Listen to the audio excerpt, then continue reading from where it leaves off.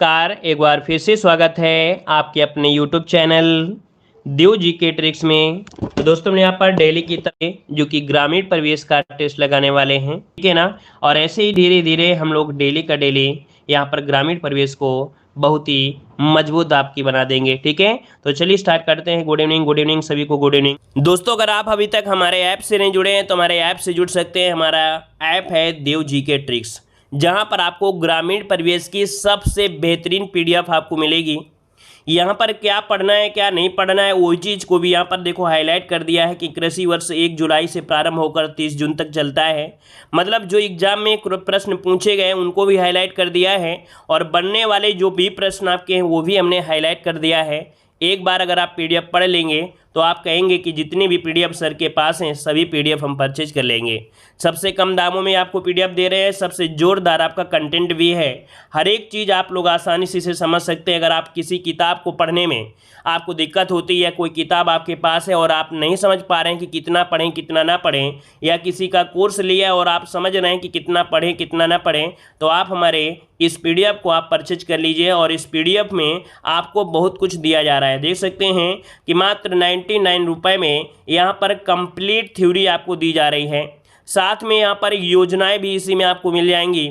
UP का कुछ current affair भी आपको इसी में मिल जाएगा, और इसी के साथ साथ 725 एमसीक्यू भी हैं वो भी आपको इसी में मिलेंगे। और साथ में 6 प्रीवियस ईयर सॉल्यूशन पेपर भी आपको इसी पीडीएफ में आपको मिलेंगे मात्र 99 में। पूरे 1 साल की वैलिडिटी के साथ है।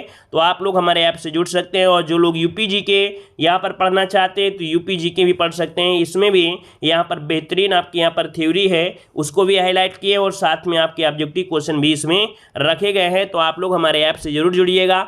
आप लोग टेलीग्राम से जुड़ सकते हैं, देव जी के ट्रिक टेलीग्राम है।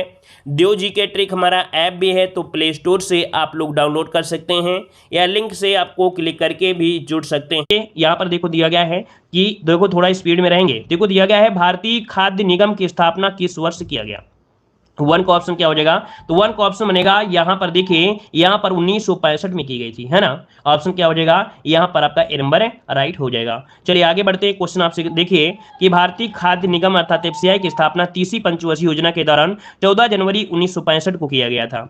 अगला क्वेश्चन दिया गया है कि सरकार कितने फसलों के लिए न्यूनतम समर्थन मूल्य घोषणा करती है, अर्थात एमएसपी की घोषणा करती है कितने फसलों के लिए। तो देखिए भाई यहाँ पर आंसर क्या बनेगा, ये ऑप्शन में गलत दिया गया भाई। यहाँ पर 23 ऑप्शन में होना चाहिए था, ठीक है। यहाँ पर 23 होना चाहिए क्योंकि 23 फसलों के लिए है, 23 के लिए है। तो यहाँ पर देखिए एक ऑप्शन कर लीजिए आप लोग, 23 फसलों के लिए आपके है, ठीक है। यहाँ पर जो ऑप्शन है वो आपके रॉन्ग दिए गए हैं, यहाँ पर 23 है, नोट कर लीजिएगा, ठीक है ना। और सरकार द्वारा वर्ष में 2 बार आपका एमएसपी घोषणा की जाती है। अगर क्वेश्चन पूछे कि एमएसपी की घोषणा जो होती है वो कितनी बार होती है साल में, तो साल में 2 बार होती है, ठीक है। और इसकी घोषणा करता कौन है, तो याद रखिए कृषि लागत मूल्य आयोग के द्वारा किया जाता है, ठीक है। चलिए आगे बढ़ते हैं। क्वेश्चन आपसे दिया गया है कि भारत में समानता खेती कौन सी पद्धति अपनाई जाती है। भारत में जो खेती है वो कौन सी आपकी प्रक्रिया अपनाई जाती है। चलिए यहाँ पर देखिए क्या हो जाएगा, विशिष्ट शुष्क मिश्रित या रैंचिंग। क्या बोलेंगे यहाँ पर, आप बोलेंगे मिश्रित खेती अपना अपनाएंगे। ऑप्शन क्या, यहाँ पर आंसर आपका बनेगा सी नंबर, इसका राइट हो जाएगा। देखिएगा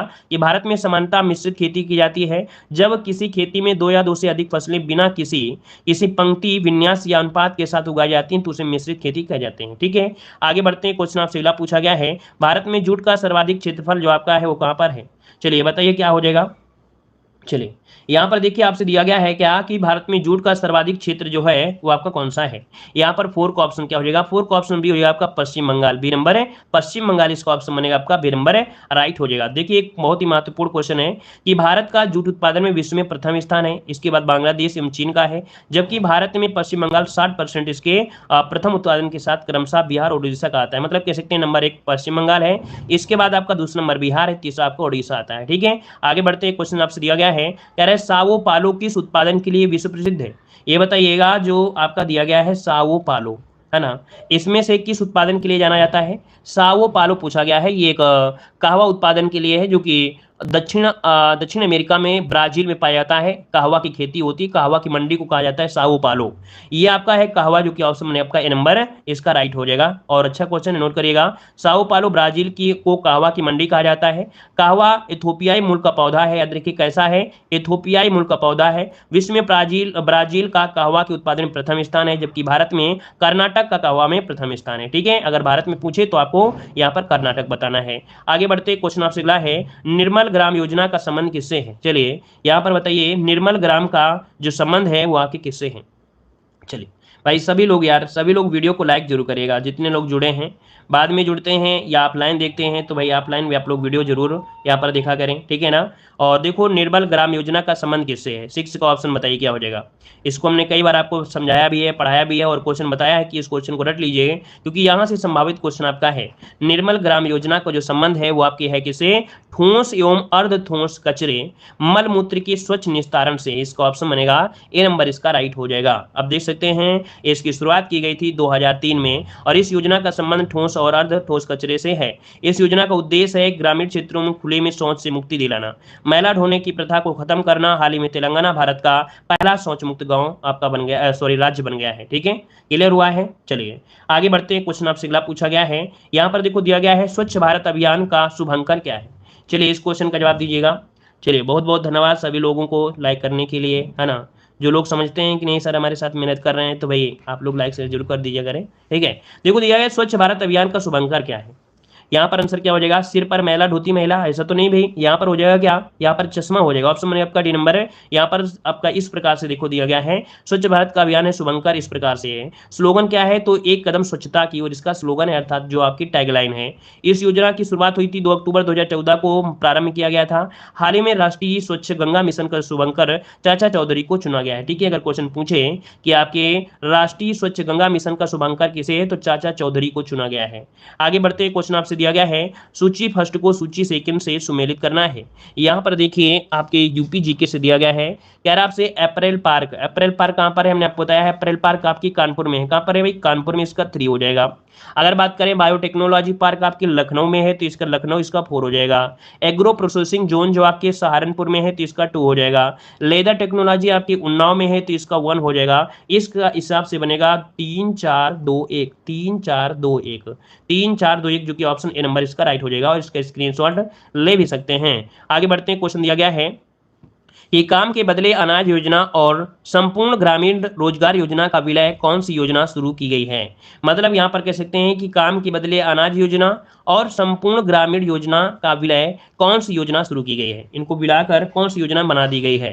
9 का ऑप्शन क्या हो जाएगा? तो भाई ये है आपका मनरेगा है, जो विश्व की सबसे बड़ी योजनाओं में एक आपकी गिनती होती है मनरेगा, है ना। सबसे ज्यादा रोजगार देने वाला मनरेगा ही है।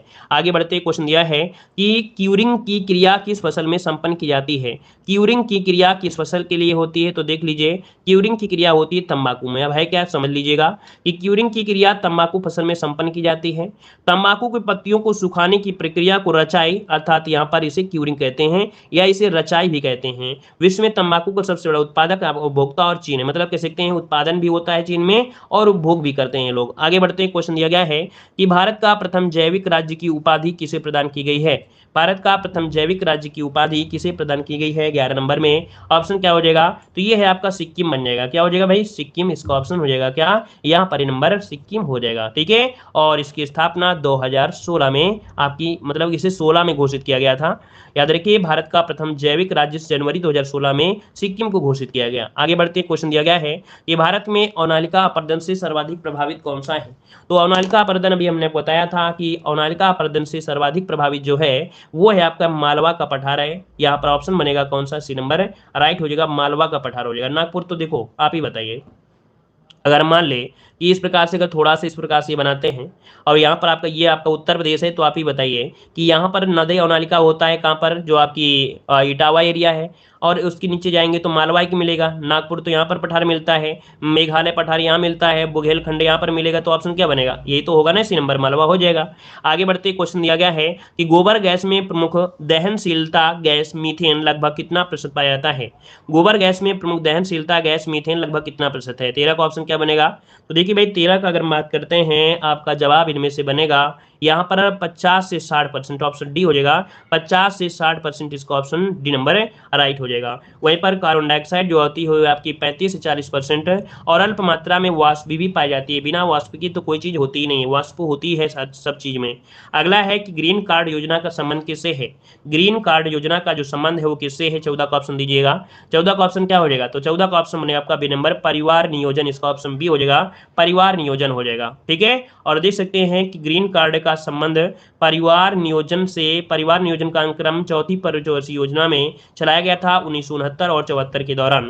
भारत दुनिया का प्रथम देश है जहां जो परिवार नियोजन कार्यक्रम प्रारंभ किया है। ठीक है, यहाँ पर आगे बढ़ते हैं। क्वेश्चन आपसे अगला पूछा गया है कि ग्राम पंचायत अध्यक्ष अथवा सदस्य का चुनाव लड़ने के लिए न्यूनतम आयु कितनी होती है? अगर ग्राम पंचायत का अध्यक्ष बनाना है या सदस्य चुनना है तो इसके लिए कितनी आयु होनी चाहिए? आयु सीमा पूछा गया है। आपका जवाब सी हो जाएगा 21 वर्ष। क्या हो जाएगा? 21 वर्ष। आगे बढ़ते क्वेश्चन दिया गया है, अगर पूछे मतदान करने की आयु तो आपका 18 वर्ष। अगला क्वेश्चन दिया गया है, उत्तर प्रदेश चावल निर्यात प्रोत्साहन योजना कब तक प्रभावी रहेगी? उत्तर प्रदेश चावल निर्यात प्रोत्साहन योजना कब तक प्रभावी रहेगी? 16 नंबर में। देखिए भाई 16 की अगर हम बात करते हैं 16 नंबर में तो ऑप्शन क्या आ जाएगा? 16 का ऑप्शन हो जाएगा आपके यहाँ पर दिया गया है उत्तर प्रदेश चावल निर्यात प्रोत्साहन योजना। ये ऑप्शन आपका हो जाएगा बी नंबर 2022 तक। ठीक है, 2022 तक लागू रहेगी। ऑप्शन बनेगा आपका बी नंबर हो जाएगा। अब देखिएगा तो उत्तर प्रदेश चावल निर्यात प्रोत्साहन योजना वर्ष 2022 तक प्रभावी रहेगी। यह योजना 7 नवंबर 2017 से 6 नवंबर 2022 तक लागू रहेगी। इस योजना के तहत प्रत्यक्ष और अप्रत्यक्ष निर्यातक मंडी निर्यातक विकास कर पर छूट दी जाएगी। आगे बढ़ते क्वेश्चन दिया गया है कि भारत में राष्ट्रीय स्तर पर नेशनल ई गवर्नेंस प्लान की घोषणा कब की गई? भारत में राष्ट्रीय स्तर पर नेशनल ई गवर्नेंस प्लान की घोषणा कब की गई? 17 का ऑप्शन बनेगा यहाँ पर। देखिए आपका जवाब बनेगा 17 में सी नंबर 2006 में। याद रखिए भारत में राष्ट्रीय स्तर पर नेशनल ई गवर्नेंस प्लान की घोषणा 2006 में की गई। ऑप्शन बनेगा आपका सी नंबर, इसका राइट हो जाएगा।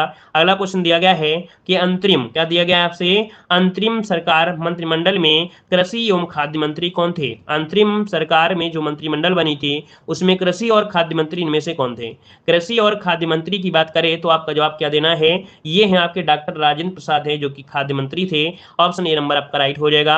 और देखिए अंतरिम सरकार का गठन कब किया गया? तो अंतरिम सरकार का गठन किया गया था 2 सितंबर 1946 को। ठीक है, पंडित जवाहरलाल नेहरू के नेतृत्व में किया गया था। अंतरिम सरकार में कृषि खाद्य मंत्री राजेंद्र प्रसाद थे। ठीक है, आगे बढ़ते क्वेश्चन दिया गया है, गोल्डन फाइबर क्रांति का संबंध किससे है? गोल्डन फाइबर क्रांति का जो संबंध है किससे है? 19 नंबर में। तो देखिए गोल्डन फाइबर क्रांति का जो संबंध है ये है आपके ऑप्शन किससे भाई? जूट से है। याद रखिए इसका ऑप्शन बनेगा आपका डी नंबर, जूट उत्पादन से है। सिल्वर फाइबर क्रांति कपास से है। बादामी आपके मसाला से है। काली आपके पेट्रोलियम से। तो याद रखिए सिल्वर आपकी कपास हो जाएगा, गोल्डन आपकी जूट हो जाएगा। अगला क्वेश्चन आपसे यहाँ पर देखो दिया गया है, सिद्धार्थनगर जिला किस चावल के उत्पादन के लिए प्रसिद्ध है? सिद्धार्थनगर जो जिला है किस चावल के उत्पादन के लिए? तो भाई आपको पता है जीआई टैग भी दिया गया था। काला नमक चावल के लिए जीआई टैग मिल चुका है। ऑप्शन बनेगा आपका बी नंबर है, राइट हो जाएगा।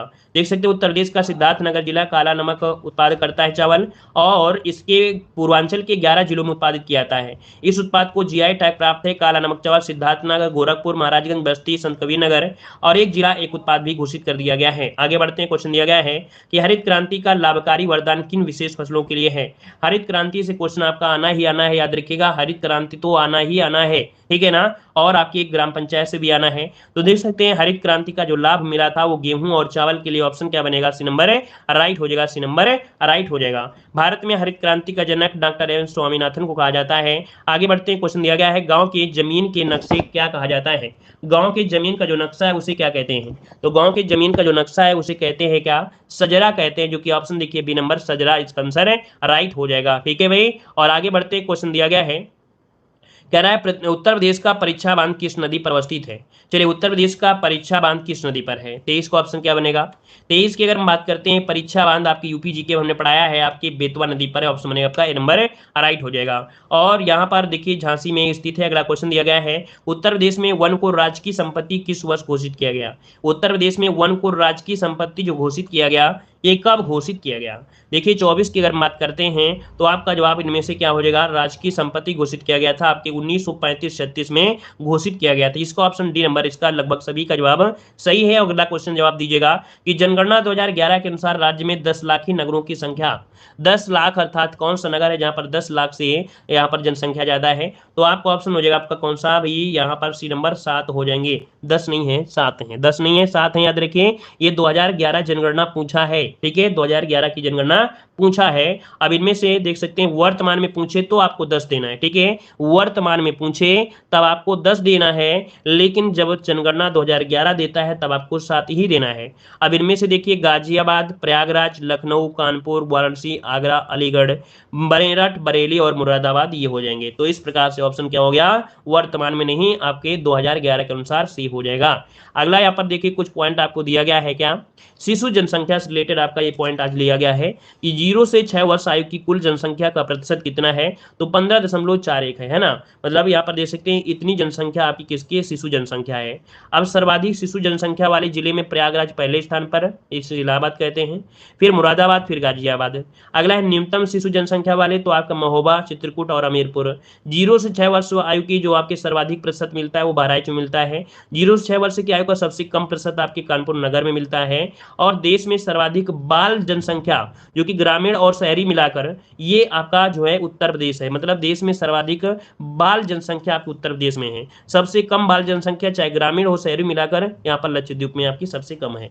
तो ये था आपकी जो आपकी अब मतलब कह सकते हैं रिपोर्ट है किसकी? तो आपकी शिशु जनसंख्या की रिपोर्ट है। तो इसको आप लोग स्क्रीनशॉट ले लीजिएगा। शिशु जनसंख्या की क्वालिटी बढ़ाकर लीजिए तो पूरा क्वालिटी आ जाएगा, चेहरा साफ दिखाई देगा, ठीक है, मतलब कह सकते हैं पूरा क्वालिटी साफ दिखाई देगी। तो चलिए इस प्रकार से क्लास आपकी कंप्लीट हो। चलिए धन्यवाद।